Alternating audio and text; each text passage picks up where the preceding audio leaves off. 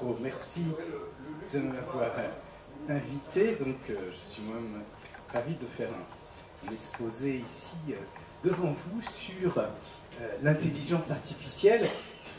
Je voudrais tout d'abord donc rappeler ce qu'est l'intelligence artificielle et puis ensuite, on a dit renaissance, hein, à quoi cela correspond, hein, pourquoi est-ce que depuis 6-7 ans, on parle énormément d'intelligence artificielle, car comme vous allez le voir, c'est une discipline ancienne. Et puis ensuite, je parlerai des applications de l'intelligence artificielle.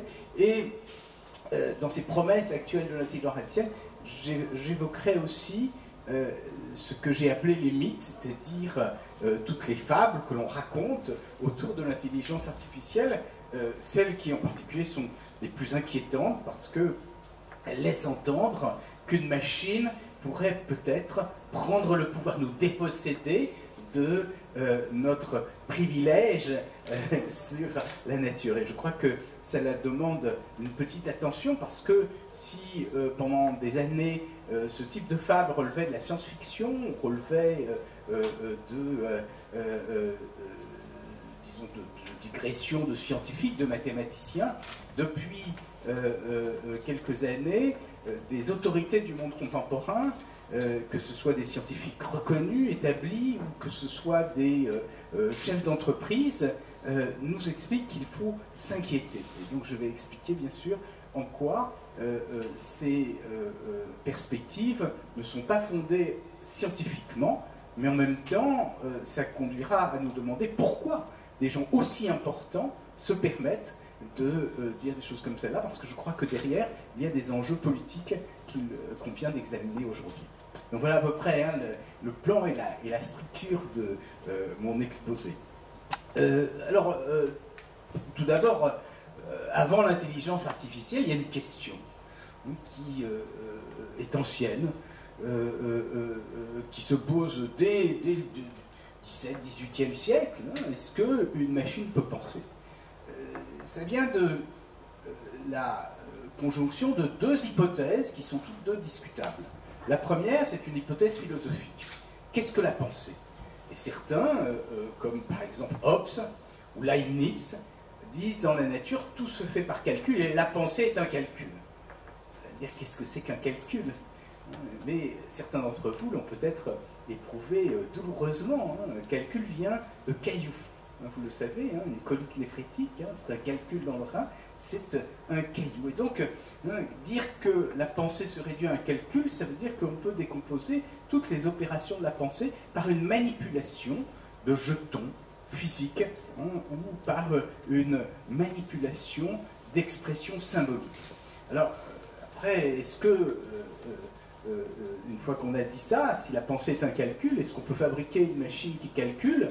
Ben, c'est aussi une deuxième hypothèse. Alors celle-là, on n'est plus familier aujourd'hui, elle nous apparaît évidente, elle ne l'a pas toujours été. Vous savez que, par exemple, Pascal avait imaginé une calculette justement pour montrer qu'il y avait dans la pensée deux choses, ce qui relevait de l'esprit de géométrie, qui pouvait effectivement être calculé, et ce qui relevait de l'esprit de finesse, qui échappait au calcul. Et donc c'était bien pour nous dire qu'il avait fait une machine à calculer pour nous montrer que quelque chose échappait au calcul. Alors, est-ce que donc la pensée est un calcul, donc c'est toujours une question ouverte, mais en tout cas aujourd'hui ce que l'on sait, c'est que beaucoup de choses se font automatiquement avec des machines. Alors je vais essayer de rappeler donc historiquement, donc je l'ai dit tout à l'heure, hein, Leibniz, qui non seulement donc avait émis cette hypothèse selon laquelle tout se faisait par calcul, donc que la pensée était un calcul, mais aussi qu'on pouvait fabriquer une machine qui calculait. Et il a essayé de faire une machine qui était capable de simuler le raisonnement. Et puis ensuite, au 19e, vous savez que l'ordinateur, c'est quelque chose de relativement ancien. Cette fois, j'explique à mes élèves, l'ordinateur est plus ancien que l'avion. Les premiers ordinateurs, plus exactement, le concept d'ordinateur a été introduit, alors après Pascal bien sûr, mais au début du 19e siècle, c'est un économiste anglais qui s'appelle Charles Babbage qui a imaginé une machine qui exécutait des séquences d'opérations, c'est-à-dire ce qu'on appelle des algorithmes.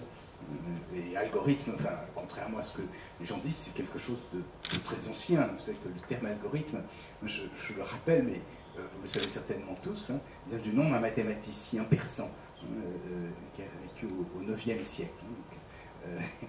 Et c'est juste une séquence d'opérations. Donc ces algorithmes, ce Charles Babbage a imaginé une machine, il ne l'a pas fabriquée, mais on a ses plans, il s'est ruiné pour essayer de la construire, il n'y est pas arrivé, mais on a les plans de la machine et on l'a reconstruite. Et ce qui est important aussi, c'est de dire qu'il a eu une assistante qui était une femme tout à fait extraordinaire, qui s'appelait Ada Lovelace, qui était la fille du grand poète Byron, et qui a imaginé les programmes que l'on pourrait faire exécuter à cette machine. Et elle a eu l'intuition tout à fait extraordinaire, dès donc la première moitié du XIXe siècle, qu'on pourrait faire traiter à cette machine des textes et de la musique, c'est-à-dire pas seulement des expressions mathématiques. Ça, c'est quelque chose qui était un peu surprenant. Et après, toujours dans le XIXe siècle, pendant le XIXe siècle, il y a un autre économiste anglais, Stanley Gibbons, dont peut-être certains d'entre vous ont entendu parler, qui a réalisé un piano logique. Il a repris l'algèbre de Boole et il a fait faire des raisonnements à une machine. Alors tout ça pour vous dire que c'est une idée ancienne. Et donc quand on pense que c'est la pointe de la modernité, je crois qu'on se trompe. En revanche, ce qui est important, c'est de comprendre qu'est-ce qui fait qu'aujourd'hui on s'intéresse autant à l'intelligence artificielle. Et il y a la conjonction de facteurs technologiques, mais aussi politiques. Ouais, c'est ça, je crois, dont il faudra parler tout à l'heure. Alors je vais continuer donc cette histoire. Donc l'une des personnalités, alors j'ai sauté un certain nombre d'étapes, par exemple la cybernétique, etc. On en reparlera peut-être tout à l'heure. Mais une personnalité tout à fait étonnante, c'est Alan Turing, dont vous avez certainement dû tous entendre parler, qui a posé les fondements de l'informatique en 1936, qui pendant la guerre a joué un rôle important dans la mise au service du décryptage anglais de ses talents de mathématicien, et qui après la guerre a écrit un ouvrage, un article qui s'appelle Computing Machinery and Intelligence, où il se demande est-ce qu'on peut fabriquer une machine qui pense, qu'est-ce que ça pourrait bien vouloir dire que penser pour une machine. On voit donc, j'ai dit, l'hypothèse selon laquelle une machine peut penser est ancienne. Le terme d'intelligence artificielle n'est pas prononcé. Et les premiers qui prononcent ce terme sont deux jeunes gens, quelques années plus tard, en 1955, qui décident d'organiser une école d'été, qui envoie leur projet à la Fondation Rockefeller pour demander un financement. Et ces deux jeunes mathématiciens, donc qui ont 28 ans à l'époque, sont très talentueux. Ils arrivent à se faire parrainer par deux personnalités importantes, Nathanael Rochester, qui était le directeur scientifique de la société IBM, et puis Claude Shannon. Alors tous ceux qui, bien sûr, ont fait, je sais qu'il y en a certains ici, les études d'électronique, savent très bien que Claude Shannon, c'est un peu le commandeur, c'est l'homme de la théorie de l'information. Et donc, il propose cette école d'été, et j'ai donné le début du projet parce que je crois qu'il mérite réflexion, parce qu'on comprend mieux ce qu'est l'intelligence artificielle. Et on comprend mieux peut-être la distance qu'il y a entre cela et puis un certain nombre d'acceptions contemporaines dans lesquelles on nous explique que l'intelligence artificielle c'est une espèce de démiurge comme ça, c'est le fait qu'on va fabriquer un artefact, une machine qui va tout d'un coup s'animer d'intelligence. Non, c'est l'inverse. L'idée c'est de comprendre l'intelligence à l'aide de ces nouveaux objets que sont les ordinateurs. Et ça part du principe que l'intelligence, d'une part on ne sait pas très bien ce que c'est, mais en même temps on va émettre dans une perspective rationaliste que c'est la conjonction d'un certain nombre de facultés cognitives. Et toutes ces facultés cognitives, l'hypothèse que pose l'intelligence artificielle, c'est qu'elles peuvent être décomposées en modules si élémentaires qu'une machine soit capable de les reproduire. Donc vous voyez que l'étude de l'intelligence artificielle, c'est mieux comprendre les différentes fonctions dont sont composées notre intelligence, dont est composée notre intelligence, avec des ordinateurs en les reproduisant. J'insiste là-dessus, ça reprend d'une certaine façon une idée ancienne. Par exemple, au XVIIIe en France, il y a quelqu'un qui s'appelait Jacques de Vaucanson, qui était un ingénieur, qui avait des automates extraordinaires, et il disait que ce qu'il voulait, c'est faire des physiologies artificielles. Son idée, c'est qu'on comprend mieux en reproduisant avec une machine un certain nombre de phénomènes naturels. Et c'est exactement la même idée, sauf qu'on le fait dans l'ordre de la cognition, ce qui est relativement nouveau, parce qu'avant on pouvait le faire dans l'ordre physique, physiologique, on va espérer le faire, mais ce que là on va le faire dans un ordre différent. Alors, en 60 ans, un peu plus de 60 ans, puisque vous voyez 55, ça va faire 53 ans. En réalité, l'école d'été s'est tenue en 56, donc vous voyez, ça fait ça, 62 ans. En 62 ans, je crois que cette discipline a transformé le monde. Et il faut avoir ça en tête pour bien comprendre les effets. C'est-à-dire que l'idée n'est pas nouvelle, en revanche, les effets de cette hypothèse, selon laquelle on peut tout décomposer, ont été importants. Pourquoi? Parce que, d'un côté, je vous ai dit, ça nous permet de mieux comprendre l'intelligence, mais d'un autre côté, ce que l'on peut faire, c'est utiliser ces facultés qui sont reproduites par une machine dans des applications pratiques. Et je vais donner un exemple, j'en donnerai d'autres, mais un qui est vraiment central, que les gens n'ont pas toujours en tête. C'est le web. Vous savez que le web, c'est le couplage des réseaux de télécommunications, ce qu'on appelle Internet, qui s'est développé aux États-Unis, en particulier les communications entre ordinateurs, avec une notion qui est l'hypertexte. Vous savez que l'hypertexte, c'est un modèle de mémoire qui a été introduit en 1965 par un philosophe un peu original, Dan Nelson, qui l'a programmé avec des techniques d'intelligence artificielle. À l'époque, c'était la programmation en liste, et bien sûr qui permet de modéliser une mémoire. Alors, comment ça modélise une mémoire? Il appelait ça hypertexte, parce qu'il est assez imaginatif. Il a dit un hypertexte, c'est un texte beaucoup plus puissant. Alors, pourquoi c'est un texte plus puissant? Parce que c'est un texte qui fait un peu comme notre mémoire, qui fait des associations. Et il y a des liens entre ce texte et d'autres parties du texte. Et ensuite, alors tout ça, on l'a programmé sur une mémoire d'ordinateur. Donc lui, il l'a fait en 65. Ça a été repris, peut-être pour les plus anciens d'entre nous, vous vous souvenez du logiciel HyperCard de la société Apple, dans les années 80, qui ont repris cette idée d'hypertexte. Et puis ensuite, à la fin des années 80, un Anglais au CERN, j'insiste là-dessus, c'est pas une invention américaine, c'est une invention européenne, donc un Anglais au CERN. Vous savez ce que c'est le CERN? C'est un anneau, un accélérateur de particules qui est un anneau de 8 km de long, et il y a des laboratoires un peu partout disséminés sur ce site, et on avait besoin de partager des données. Et donc, un ingénieur du CERN, Tim Berners-Lee, a décidé tout d'un coup de se dire, on va faire un hypertexte, mais les liens ne vont pas être limités à une machine, ils vont être étendus sur le réseau. Et donc il a dit, on va donner une adresse à chaque nœud de ce réseau en utilisant le protocole Internet, et comme ça on va pouvoir rapatrier des données extrêmement rapidement. C'est une idée qui bien sûr enthousiasmait les gens. Donc il a découvert ça en 1989, il l'a implémenté, et c'est resté relativement confidentiel jusqu'en 1993, où on a eu le premier navigateur tel que nous le connaissons aujourd'hui, Mosaic.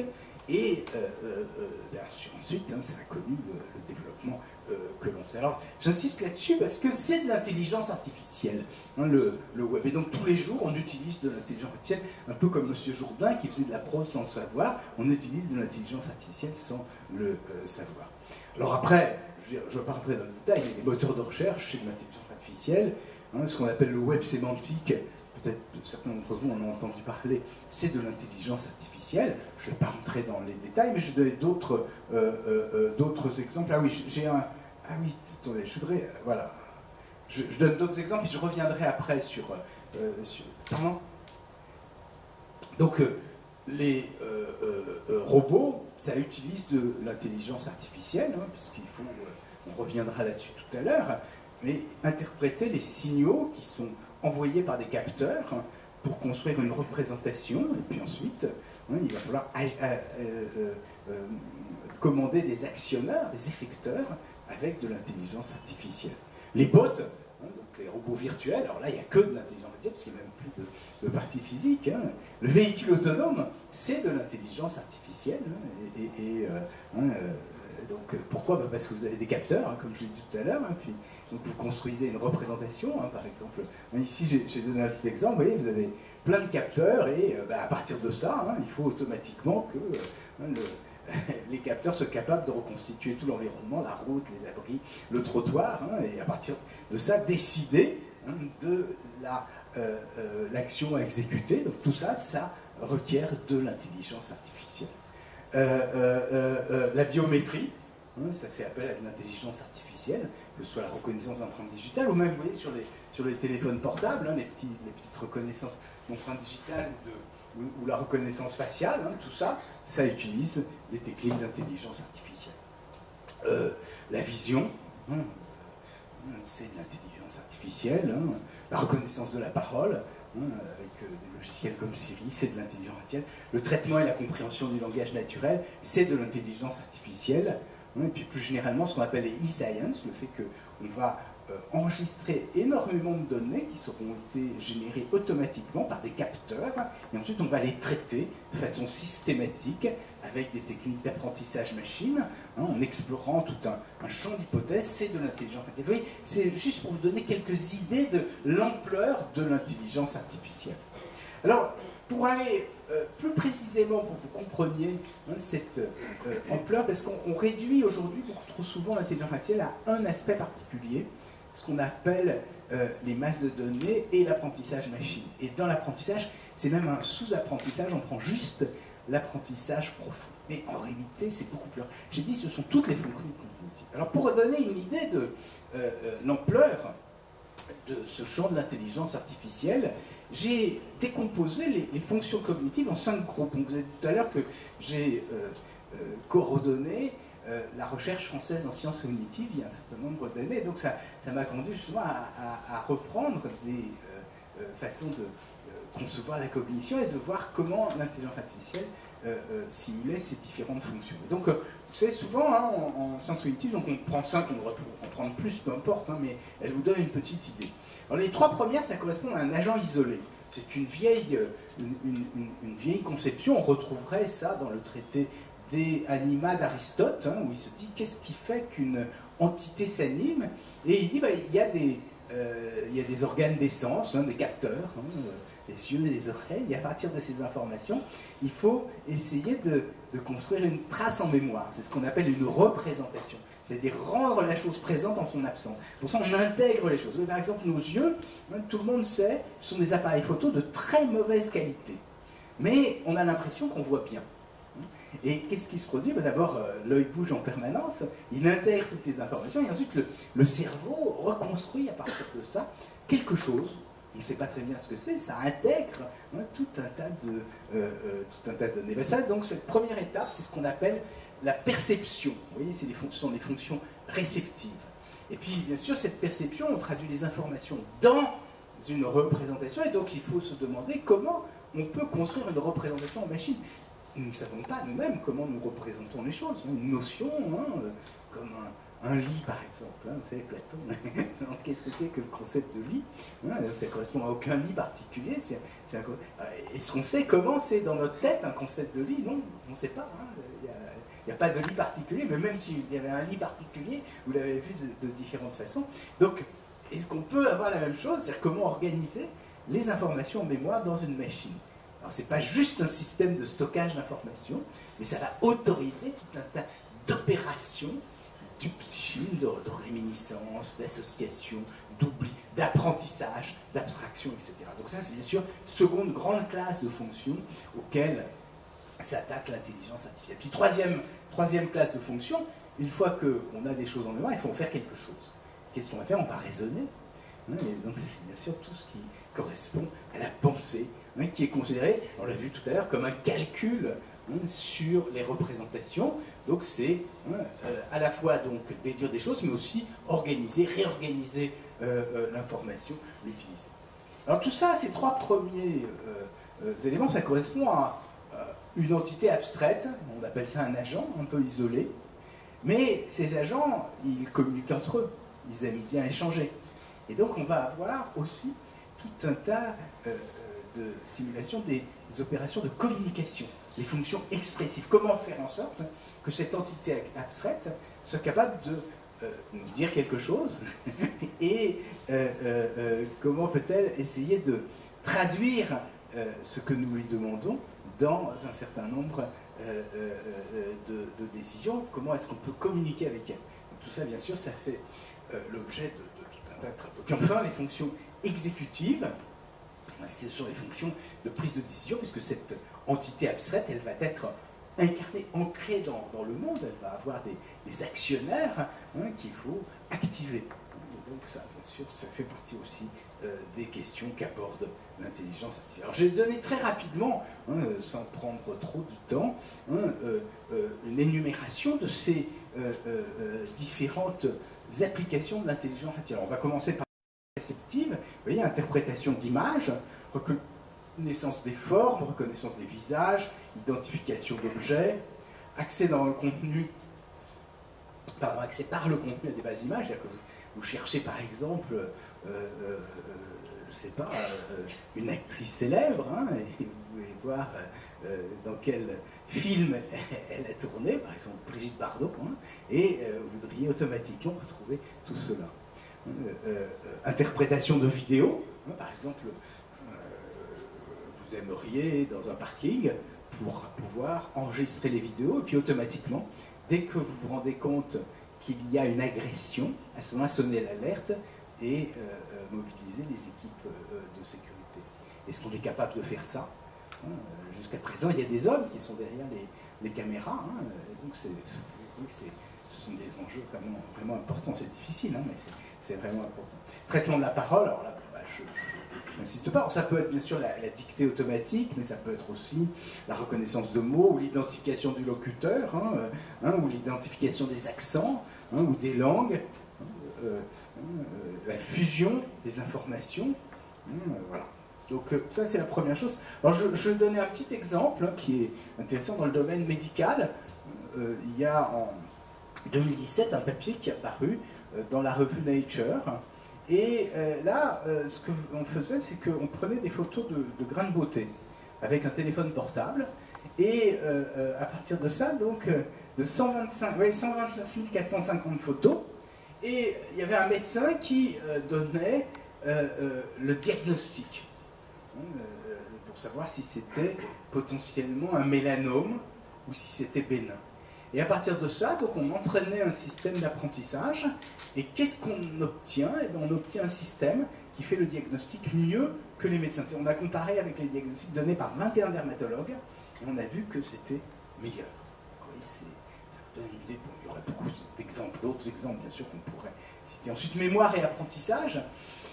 C'est ce qu'on appelle la représentation des connaissances, ou les ontologies, dans toutes les organisations, les systèmes d'information utilisent ces techniques aujourd'hui.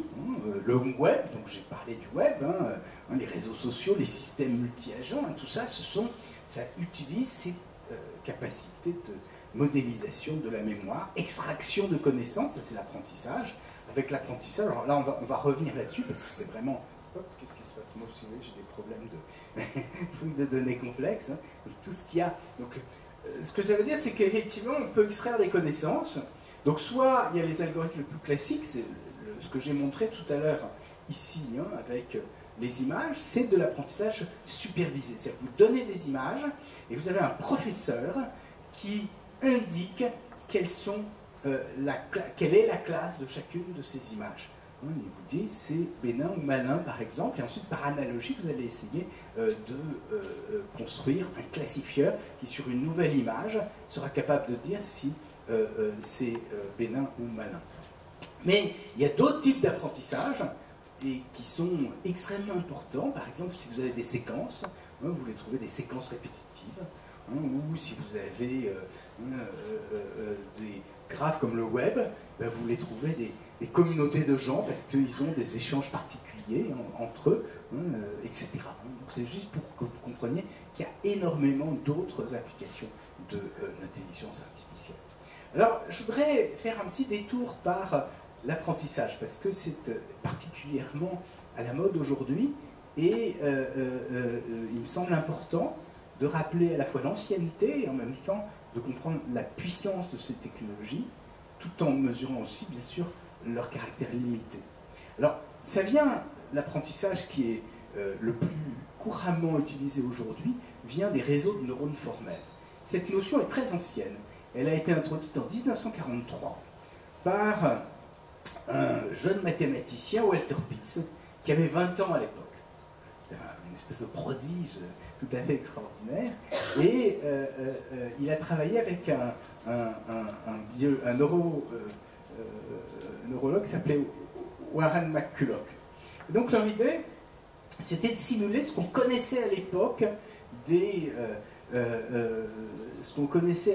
neurones. On ne connaissait pas grand-chose. C'est que le prix Nobel de physiologie, qui donc a récompensé les pionniers de la neurobiologie, a été donné en 1906. En fait, c'est la fin du 19e. Oui, on a compris que le cerveau était un tissu fait de petites cellules qu'on appelle les neurones, et qui avaient des connexions entre elles, et que ces connexions étaient plastiques, c'est-à-dire qu'elles étaient capables d'évoluer dans le temps. Et donc on se dit, l'apprentissage, c'est lié à la plasticité de ces neurones. Et donc on a eu l'idée, très rapidement, de se dire, on va modéliser ça. Alors on modélise ça, vous voyez, avec on dit, on va avoir les liaisons qui sont affectées par des poids, ces lésions plastiques, et puis le neurone, il va faire la somme, vous voyez, de toutes les entrées, et on va modéliser ça par un automate à seuil. C'est-à-dire quand la somme est supérieure à un certain seuil, il va être dans un certain état. Si elle est inférieure, il va être dans un autre état. Et la sortie va dépendre de l'état du neurone. Vous voyez, c'est très très simple. Alors, quel est l'article qui a été écrit par McCulloch et Pitts? Cet article introduit une notion très importante pour que vous compreniez bien l'importance et les difficultés. Il dit, voilà, si vous mettez vos neurones formels en 3 couches, donc le premier ce sont des capteurs, puis ils envoient un influx ici, donc ici il y a des liaisons qui sont affectées dans certains poids à une couche intermédiaire, qui elle-même renvoie des liaisons à une 3e couche.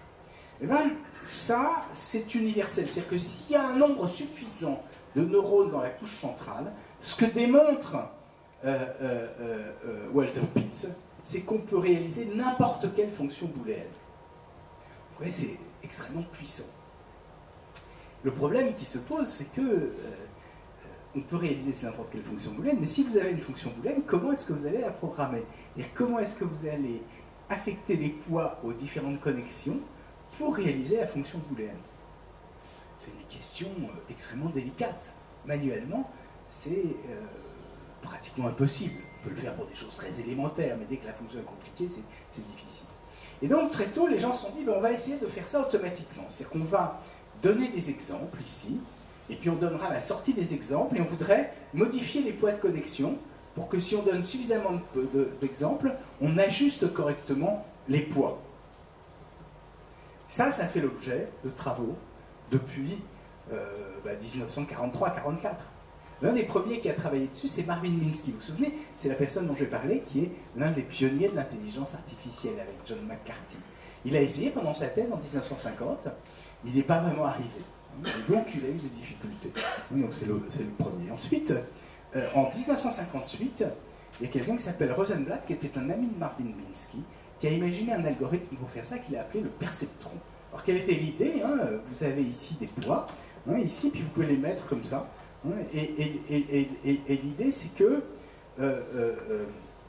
vous comparez la sortie qui est obtenue quand vous propagez l'influx ici de l'entrée, et puis la sortie qui est calculée, et la sortie qui est espérée.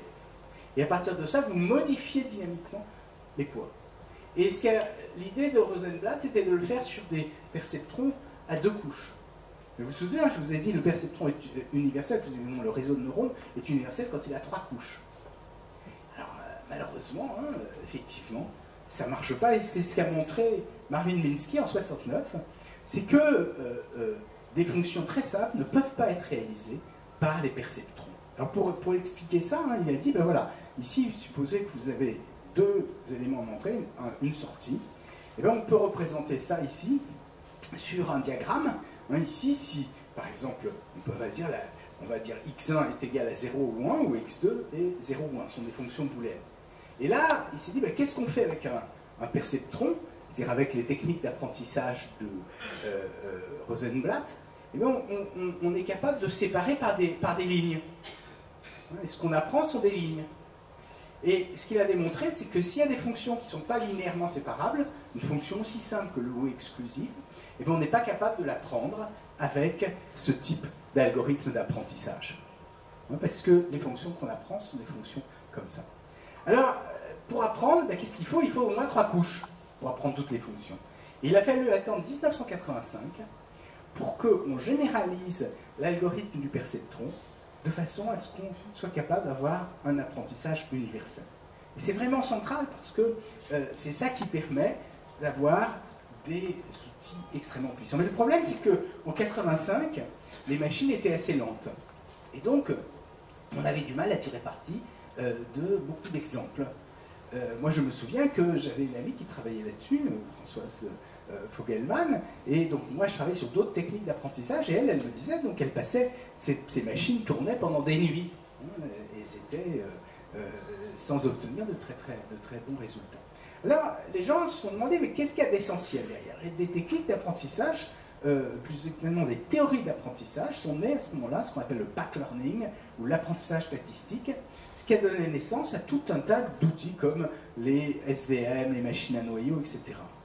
Et puis, ensuite, il y a quelqu'un, en 2010, qui avait participé à la mise au point des premiers systèmes d'apprentissage, mais quelqu'un qui était un peu acharné. Vous savez qu'en France, on dit que les Bretons ont la tête dure, et donc c'est quelqu'un qui est un Breton, Yann Lequin, et donc il sait, parce que vous savez si vous êtes à Télécom Bretagne, et donc il s'est acharné. Mais au lieu de prendre 2 couches, on voit que ça ne marche pas, au lieu de prendre 3 couches, il a pris 15 couches. Et à partir de ça, donc, c'est ce qu'on appelle l'apprentissage profond. Profond parce qu'il y a beaucoup de couches. Mais il a montré qu'on obtenait des résultats meilleurs qu'avec les autres techniques d'apprentissage. Alors, ce qui est important de bien comprendre dans l'apprentissage profond, c'est que, d'abord, c'est rendu possible du fait de la puissance des machines, puisqu'on peut avoir beaucoup de neurones, on peut avoir beaucoup de connexions, et comme les machines aujourd'hui sont très puissantes, c'est possible, on est capable d'apprendre avec beaucoup d'exemples. Et parmi ces couches, il y a des couches qui permettent l'apprentissage, qui sont des couches d'apprentissage, c'est-à-dire que les poids sont dynamiques, et il y a d'autres couches où on fixe les poids au départ. Et en réalité, ce sont des opérateurs de transformation qu'on va figer, ce qu'on appelle des convolutions. C'est du traitement du signal que l'on fait, et en tout cas sur des données non structurées, c'est-à-dire des images ou des sons, on obtient des résultats extraordinaires. Bien évidemment, il faut avoir pour ça un certain talent, parce qu'il faut savoir comment configurer ces premières couches, qui dépendent de la nature du signal. Et donc, contrairement à ce que certains vous disent, il n'y a pas de magie. C'est-à-dire qu'on ne pose pas tout d'un coup une boîte d'apprentissage sur le monde, et hop, ça va faire des connaissances.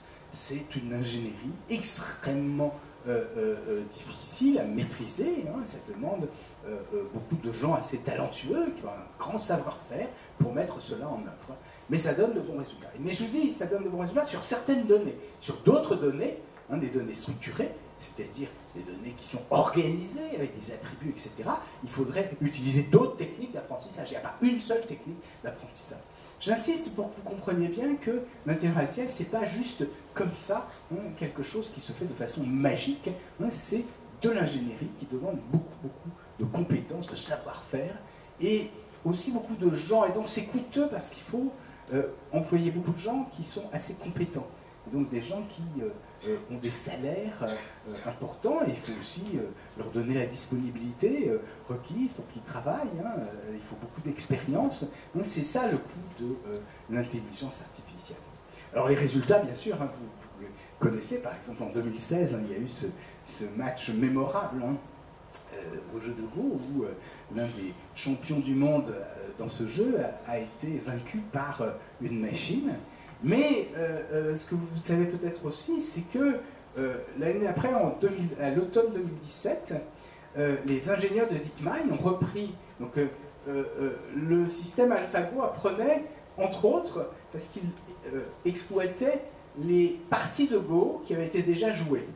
Et à ce moment-là, les coups qui avaient conduit à la victoire, il leur donnait une valeur positive, les coups qui n'avaient pas conduit à la victoire, une valeur négative. Et à partir de ça, il apprenait. Il apprenait sur très longtemps, hein, il prenait 4 mois sur des machines vectorielles, et il obtenait des résultats extraordinaires. Mais ensuite, ce qu'ont fait les ingénieurs, c'est qu'ils se sont dit, on va partir de rien du tout, et on va donner à la machine les règles du jeu, et elle va jouer contre elle-même. Et là, hein, en 3 semaines, donc au lieu de 4 mois, ou 3 jours, pardon, au lieu de 4 mois, sur les mêmes machines, on a obtenu une machine qui, alors ils appellent ça AlphaGo 0, puisqu'elle part de rien du tout. Elle a vaincu AlphaGo 100 parties contre 0. Elle a tout le temps vaincu. Donc là encore, ça vous montre qu'il y a d'autres techniques d'apprentissage que l'apprentissage profond. Alors, troisième aspect, hein, donc c'était une petite digression sur l'apprentissage, mais je crois que c'était nécessaire. Troisième aspect, le raisonnement pensé, hein, avec toutes les inférences, hein, démonstration automatique de théorèmes, le raisonnement automatique, la satisfaction des contraintes, les multi-agents, hein, le retour d'expérience, tout ça, bien sûr, ça fait partie de ces simulations que l'on fait. Hein. Les fonctions expressives, hein, le traitement du langage naturel, en particulier l'écrit, l'apprentissage sur des grandes bases de texte, les interfaces homme-machine. Alors je vais donner un exemple là parce qu'il est important. C'est ce qu'on appelle les agents conversationnels, ou en anglais les chatbots. Vous savez ce que ça veut dire, chatbot, hein, chat ça veut dire bavarder, hein, ce sont les robots bavards, hein, et ce sont ces petits dispositifs qui nous permettent de converser, de poser des questions. Depuis un certain temps, hein, les grands acteurs de l'Internet veulent tous développer leur chatbot. Et par exemple, Amazon a offert, enfin il ne l'offre pas, il faut payer une petite colonne qui s'appelle Echo, avec dedans un petit agent qui s'appelle Alexa. Et c'est formidable parce que de chez vous, hein, vous pouvez demander la musique qui vous plaît, par exemple commander un plat au restaurant, etc. Alors ça a l'air formidable, hein, mais bon, il faut savoir que c'est un petit espion domestique, vous voyez. C'est-à-dire qu'en fait, vous payez, pas beaucoup, mais pour qu'on prenne toutes vos, tout ce qui se passe chez vous, hein, toutes vos petites disputes, tout ce qui se passe en famille, hein, va être transmis chez Amazon. Vous avez le choix, vous pouvez le faire chez Google, vous pouvez le faire chez Microsoft.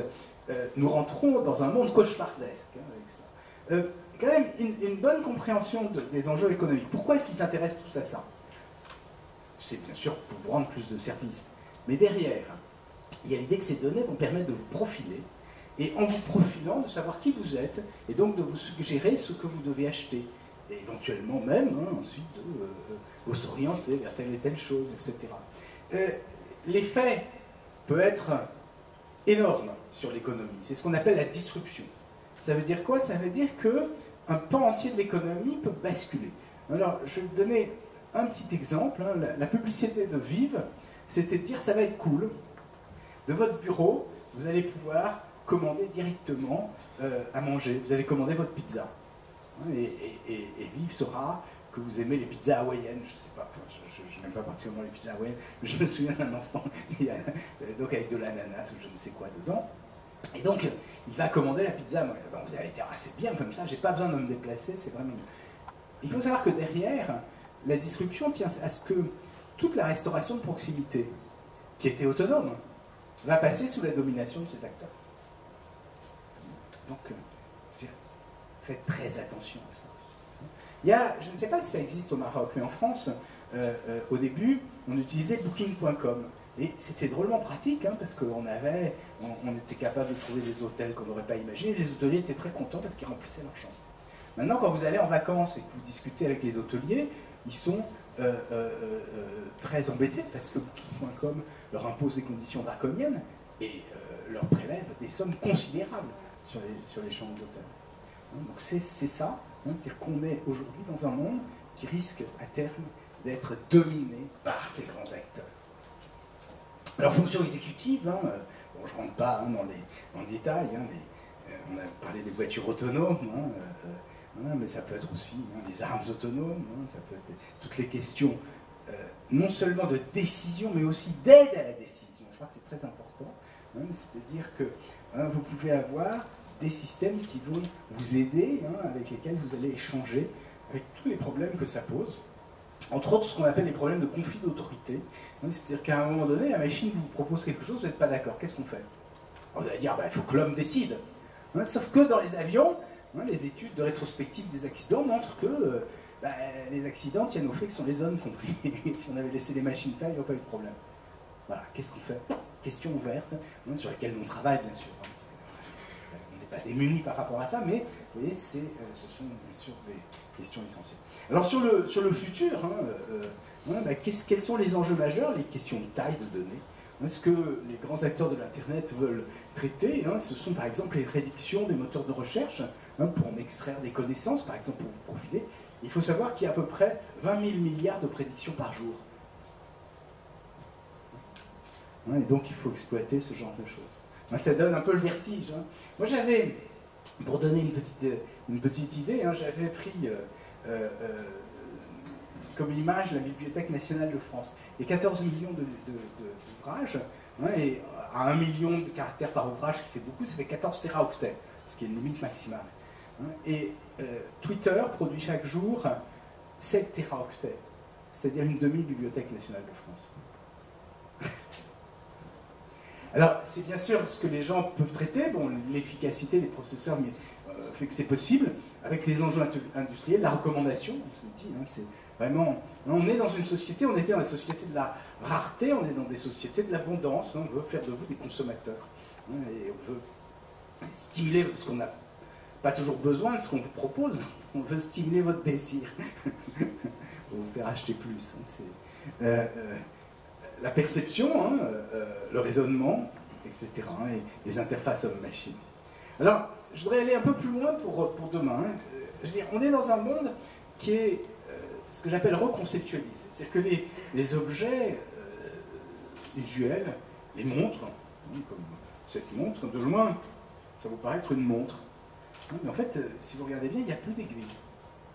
C'est une montre connectée. Elle est connectée à mon téléphone portable. Alors, est-ce que c'est la même chose qu'une montre?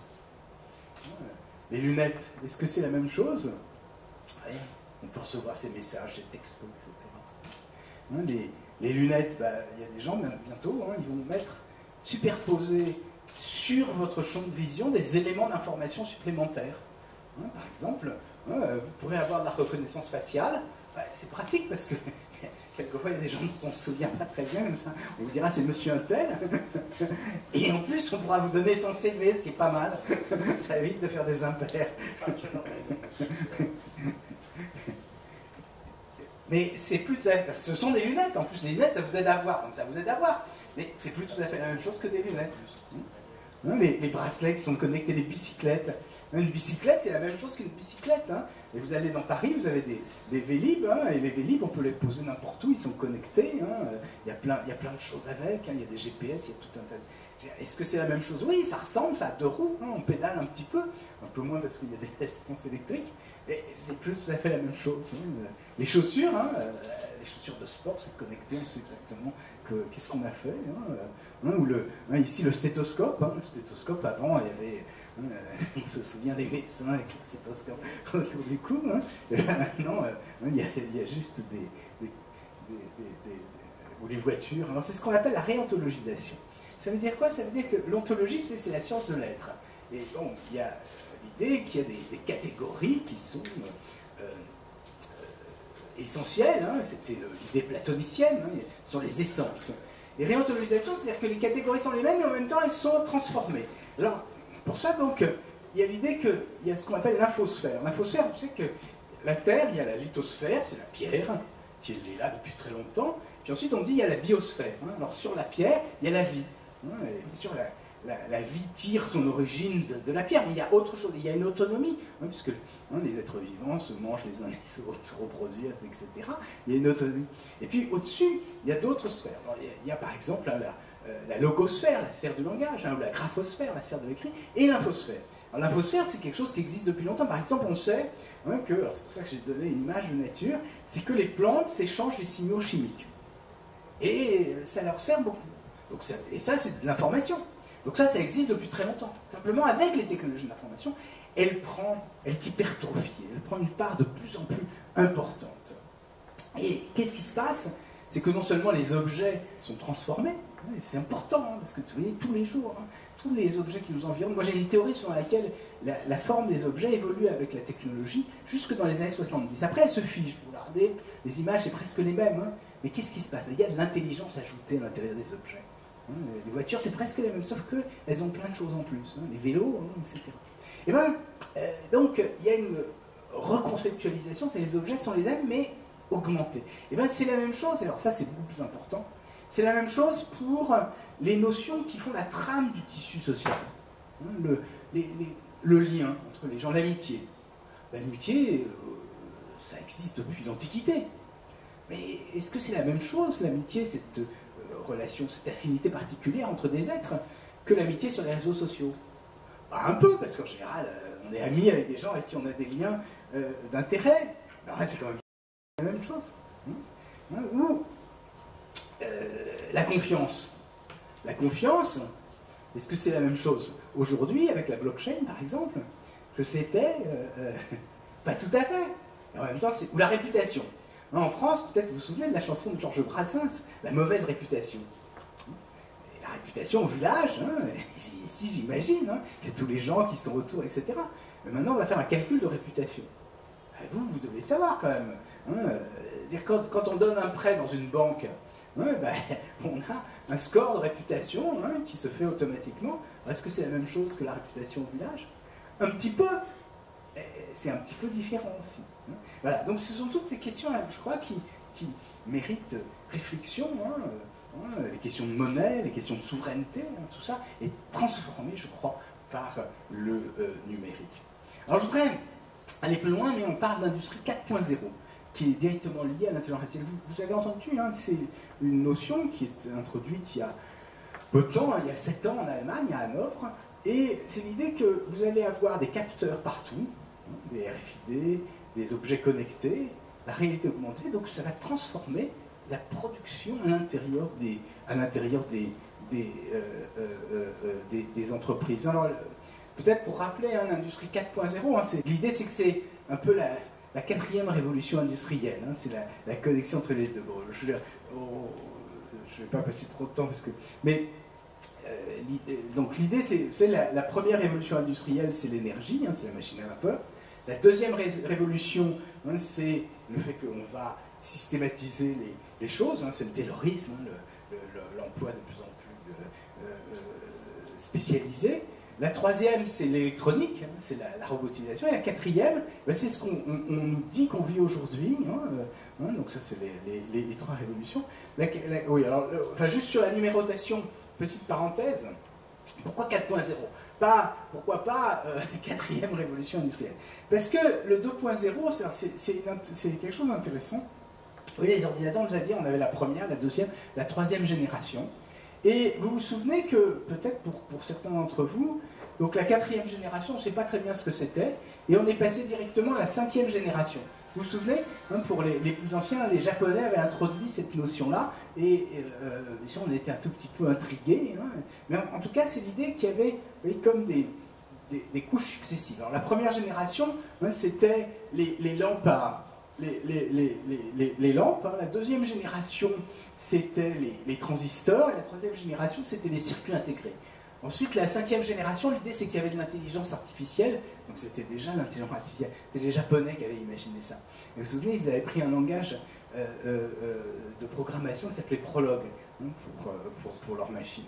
Alors, le Web 2, c'est pas une deuxième génération du Web, parce que vous voyez que là, on a affaire à des technologies qui sont différentes. Dans le cas du Web 2, c'est autre chose. Après la naissance du Web, hein, vous vous souvenez, en 89, donc l'engouement pour le web, à partir de 93, il y a eu une bulle spéculative. Cette bulle spéculative reposait sur un fondement économique, et ça devrait vous intéresser bien sûr, hein, selon lequel il faut être les premiers dans une place pour pouvoir emporter la mise. Hein. Il faut donc arriver, pour être en situation de monopole, investir très tôt.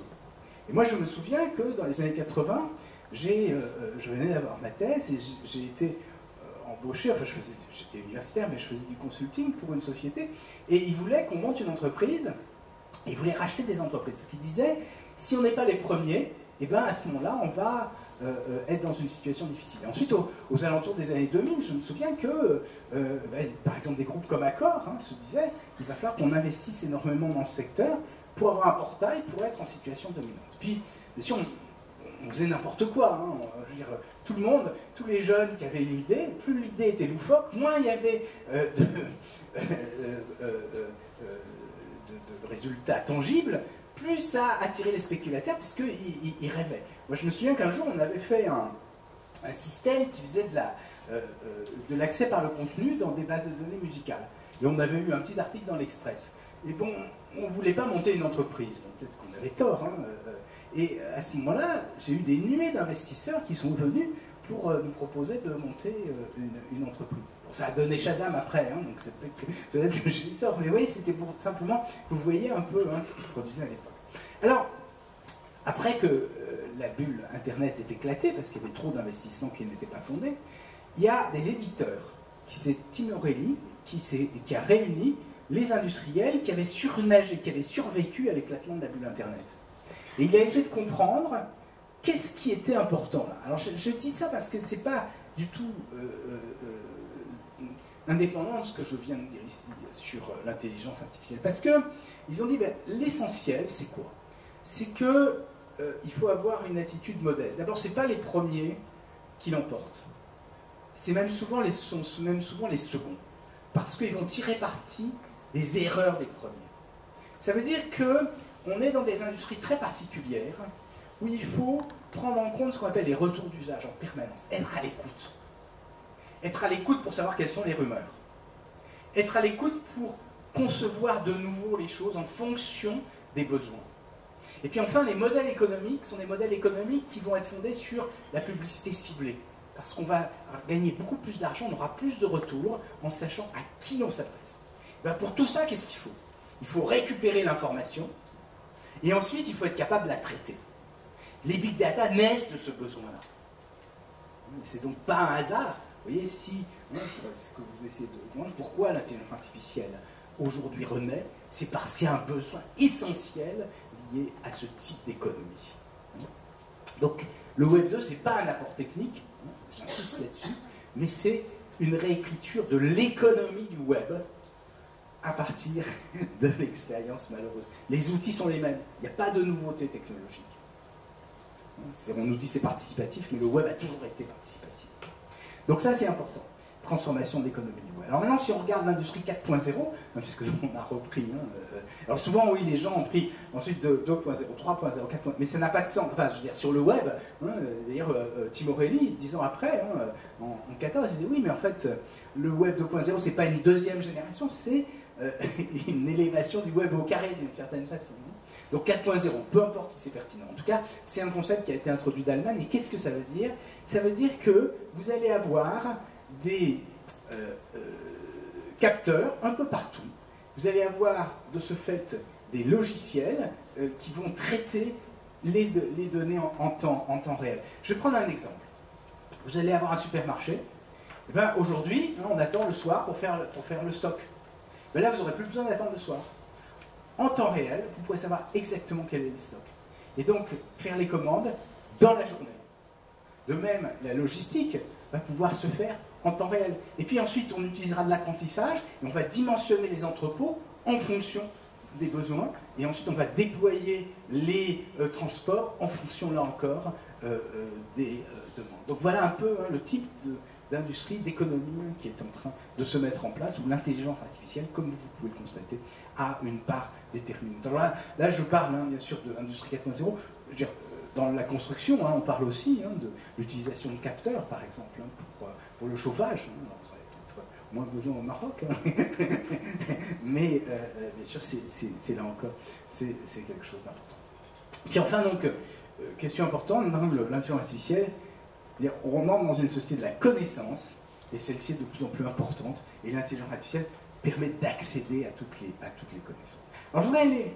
je voulais terminer, oui. Bon, là, j'ai pas beaucoup de temps, mais on en reparlera peut-être tout à l'heure, on est en train de terminer dans le cadre du pôle de compétitivité finance-innovation un livre blanc sur l'intelligence artificielle, la blockchain et les technologies quantiques.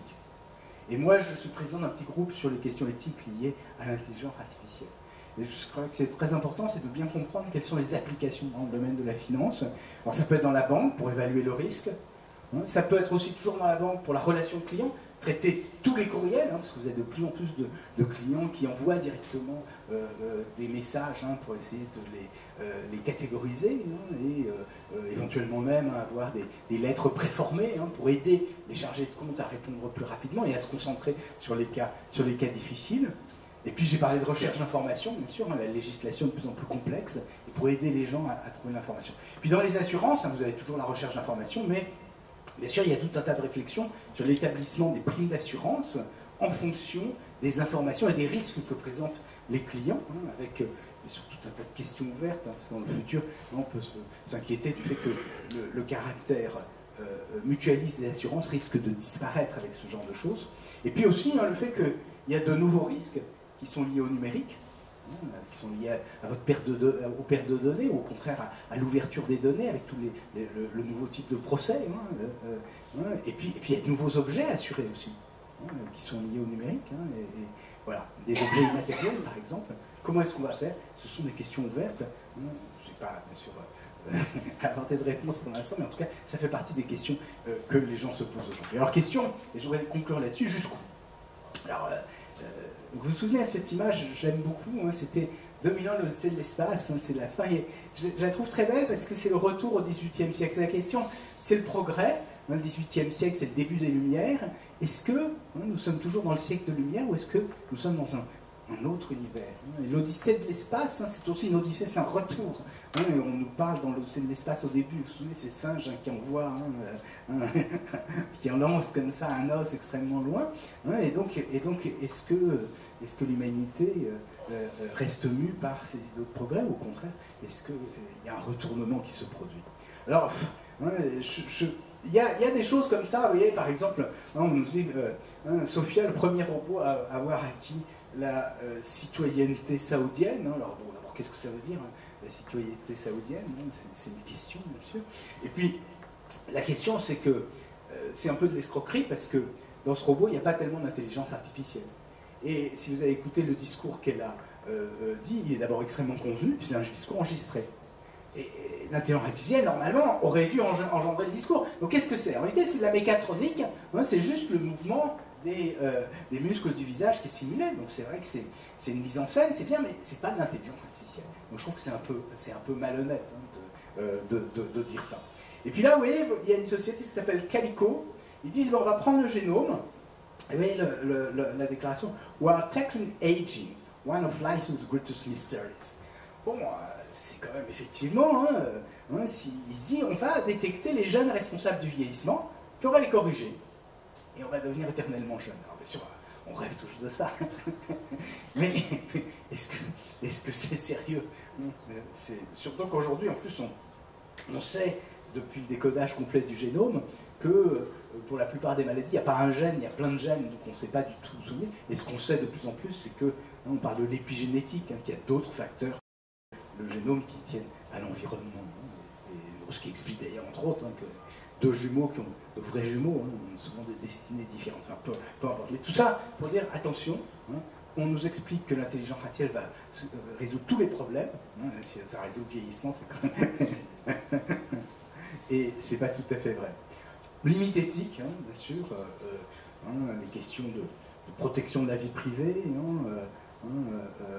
les questions de décision, de responsabilité liée à la décision. Un médecin, si une machine décide à la place du médecin, qu'est-ce qu'on fait? Alors le risque, c'est qu'un jour, on dise au médecin, vous n'avez pas pris la décision de la machine, vous êtes responsable. Et donc on va soumettre le médecin à la machine. Donc il faut se débrouiller. Je pense que c'est une société qui est en train de se construire. Il faut faire en sorte qu'elle s'adapte à nos besoins et qu'on ne soit pas soumis, bien sûr, à la technologie. Les questions de transparence aussi sont délicates. Les questions, moi, les questions de réparation et d'augmentation. Vous connaissez tous Oscar Pistorius. Est-ce que vous connaissez Danielle Bradshaw. Elle avait la même affection, mais sur un seul pied. Elle rêvait de courir comme Oscar Pistorius. Alors elle a demandé à son médecin de lui couper l'autre jambe.